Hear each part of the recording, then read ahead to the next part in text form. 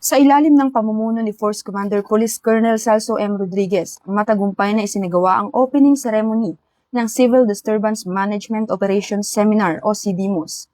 Third class, isinagawa ang seminar bilang suporta sa mga programa ni PNP Chief Police General Jose Melencio Sinar Tates Jr.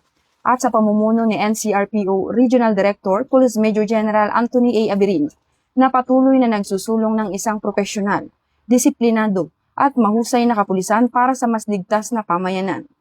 Layunin ng seminar na higit pang palakasin ang kakayahan ng kapulisan ng Regional Mobile Force Battalion NCRPO sa tamang pagpapatupad ng civil disturbance management sa pamamagitan ng disiplina, profesionalismo, paggalang sa karapatang pantao, at angkop na paggamit ng puwersa alinsunod sa umiiral na batas at mga patakaran ng PNP.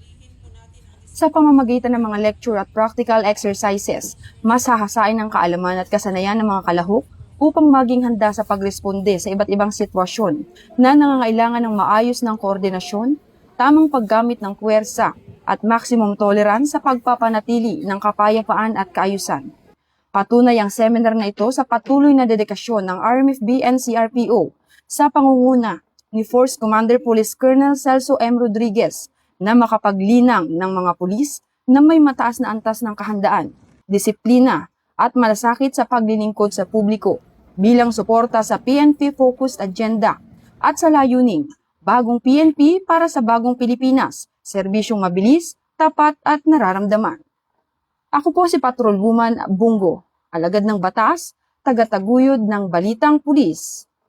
Lilingkod sa bawat Pilipino at magbibigay ng tamang impormasyon para sa tahimik at maayos na Pilipinas. Police News Network, alagad ng batas, tagapagtaguyod ng Balitang Pulis, sandigan ng mamamayan, patnubay ng katotohanan.